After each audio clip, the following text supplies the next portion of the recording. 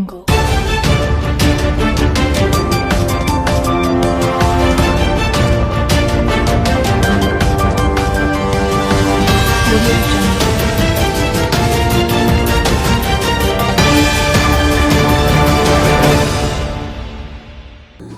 Soma Verma UNN समाचार में आप सबका स्वागत करती हूँ। तो आइए सबसे पहले नजर डालते हैं कुछ खास खबरों पे। भारत ने सामरिक रूप से बेहद महत्वपूर्ण पड़ोसी म्यांमार में अपना प्रभाव मजबूत करते हुए चीन को हर मोर्चे पर मात देने की दिशा में लगातार कदम उठा रहा है। इसी क्रम में भारत ने म्यांमार की ऑयल इंडस्ट्री में अपनी मौजूदगी बढ़ाने की ठान ली है, जहां चीन पहले से ही मौजूद है। विदेश सचिव हर्ष श्रिंगला और आर्मी चीफ एमएम नरवणे की साझा दौरे में म्यांमार में पेट्रोलियम रिफाइनरी बनाने पर गहन चर्चा हुई। दोनों देशों के बीच $6 अरब करीब 4.40 खरब रुपए की लागत से बनने वाली इस रिफाइनरी को लेकर लंबी बातचीत हुई। इस दौरान भारत ने यंगून के पास थैनलिन रीजन में यह रिफाइनरी बनाने का प्रस्ताव रखा। हाथरस सामूहिक दुष्कर्म मामले में आज सुप्रीम कोर्ट में सुनवाई हुई। सुनवाई के दौरान उत्तर प्रदेश सरकार ने अदालत के समक्ष हलफनामा दायर किया और बताया कि आखिर क्यों रात में ही पीड़िता के शव का अंतिम संस्कार किया गया। अपने हलफनामे में यूपी सरकार ने अदालत को बताया कि जिला प्रशासन ने पीड़िता के माता पिता को सुबह बड़े पैमाने पर होने वाली हिंसा से बचाने के लिए रात में अंतिम संस्कार करने के लिए मना लिया। खुफिया इनपुट के हवाले से संभावना जताई गई थी मामले को जातीय सांप्रदायिक रंग दिया जा सकता है। वहीं यूपी सरकार ने सुप्रीम कोर्ट हाथरस मामले की सीबीआई जांच का निर्देश देने का अनुरोध करते हुए कहा कि इससे यह सुनिश्चित होगा कि कोई निहित स्वार्थ से गलत और झूठे विमर्श नहीं रच पाएगा। प्रधान न्यायाधीश एस.ए. बोम्बडे की पीठ के समक्ष सूचीबद्ध एक जनहित याचिका की प्रतिक्रिया में प्रदेश सरकार ने कहा कि यह महत्वपूर्ण है कि स्वतंत्र केंद्रीय एजेंसी से जांच कराई जाए। पाकिस्तानी सेना ने सोमवार को जम्मू कश्मीर के राजौरी जिले में नियंत्रण रेखा से लगे इलाकों में गोलीबारी की और मोर्टा से गोले दागे। पाकिस्तान द्वारा किए गए संघर्ष विराम उल्लंघन में सेना के जूनियर कमीशन्ड ऑफिसर शहीद हो गए हैं।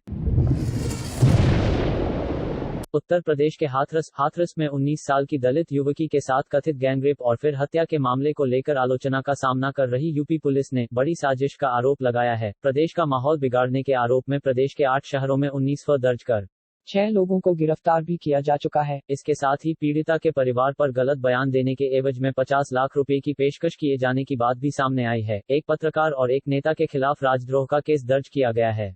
पीड़िता की मौत हो जाने के बाद के घटनाक्रमों से प्रदेश सरकार सवालों के घेरे में आ गई थी। जल्दबाजी में देर रात 2:30 बजे पीड़िता के अंतिम संस्कार और फिर मीडिया तथा विपक्ष की एंट्री बंद करने से मुद्दे ने राजनीतिक तूल पकड़ लिया था।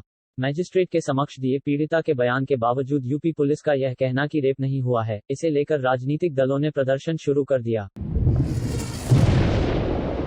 एलएसी पर चल रहे टकराव के बीच वायुसेना प्रमुख आरकेएस भदौरिया ने ऐलान किया है कि अगर चीन से युद्ध जैसी परिस्थिति आए तो भारतीय वायुसेना उस पर भारी पड़ सकती है। भारतीय वायुसेना न केवल चीन बल्कि चीन और पाकिस्तान दोनों से एक साथ यानी 2 फ्रंट वॉर के लिए भी तैयार है। कई बार इस विषय पे क्लियरली बोला है कि हम किसी भी कन्वेंशनल कॉन्फ्लिक्ट के लिए और किसी भी तरह के कॉन्फ्लिक्ट के लिए फुल्ली प्रिपेयर्ड है एंड उसमें 2 फ्रंट वॉर भी इंक्लूडेड है। हमारी हमेशा ये फोकस रहता है कि हमारी operational capability current threat scenario के अगेंस्ट बिल्डअप की जाए, अगेंस्ट प्रिपेयर्ड रहे एंड हमारी कैपेबिलिटी पूरी तरह से तैयार है 2 फ्रंट वॉर के लिए भी। केंद्रीय गृह मंत्रालय ने निरुद्ध क्षेत्रों के बाहर के इलाकों में और गतिविधियों की अनुमति देने के वास्ते नए दिशा निर्देश बुधवार को जारी किए। इनमें 15 अक्टूबर से सिनेमाघरों और मल्टीप्लेक्सों को उनकी बैठने की क्षमता के 50% के साथ खोला जाना शामिल है। मंत्रालय ने कहा कि केंद्र की अनुमति वाली यात्रा को छोड़कर अंतर्राष्ट्रीय यात्रा अभी बंद रहेगी, जबकि राज्यों और केंद्र शासित प्रदेशों की सरकारों को चरणबद्ध तरीके से 15 अक्टूबर के बाद स्कूलों और कोचिंग संस्थानों को फिर से खोले जाने के बारे में निर्णय लेने की छूट दी गई है। आम आदमी पार्टी आप के सांसद संजय सिंह के ऊपर सवर्ण समाज के लोगों ने उस समय स्याही फेंकी जब वह हाथरस पीड़िता के परिवार से मिलने जा रहे थे। पुलिस ने एक शख्स दीपक शर्मा को गिरफ्तार किया है जो सवर्ण समाज से है।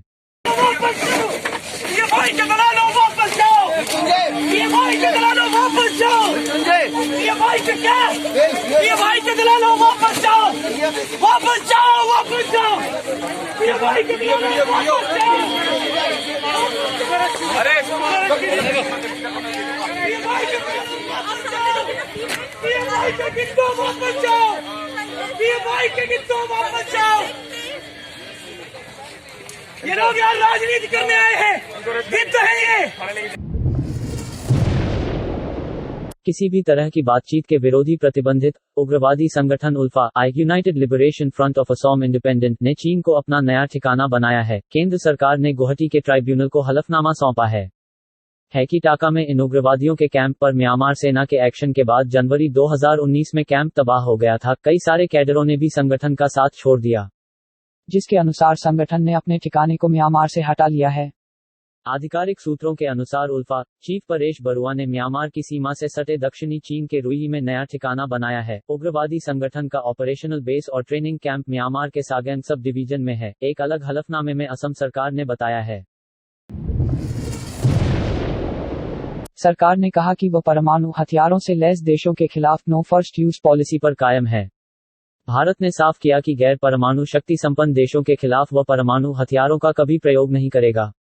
वहीं भारत तो नो फर्स्ट यूज पॉलिसी का पालन करता है, लेकिन पाकिस्तान इस पर राजी नहीं। उसके नेता कई बार कह चुके हैं कि पाकिस्तान परमाणु हथियारों का इस्तेमाल करने से नहीं हिचकेगा। सरकार ने कहा कि वह परमाणु हथियारों से लैस देशों के खिलाफ नो फर्स्ट यूज पॉलिसी पर कायम है। भारत ने साफ किया कि गैर परमाणु शक्ति संपन्न देशों के खिलाफ वह परमाणु हथियारों का कभी प्रयोग नहीं करेगा। वहीं भारत तो नो फर्स्ट यूज पॉलिसी का पालन करता है, लेकिन पाकिस्तान इस पर राजी नहीं। उसके नेता कई बार कह चुके हैं कि पाकिस्तान परमाणु हथियारों का इस्तेमाल करने से नहीं हिचकेगा।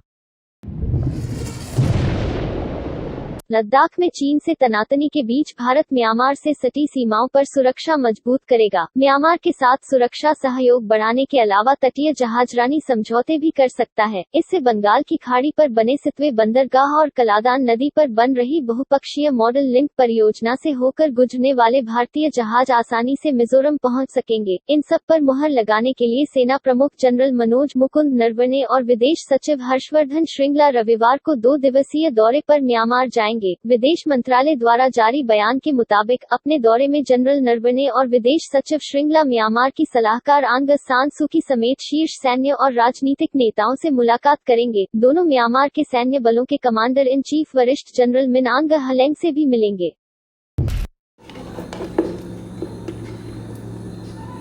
यूएनएन समाचार में आज के लिए बस इतना ही।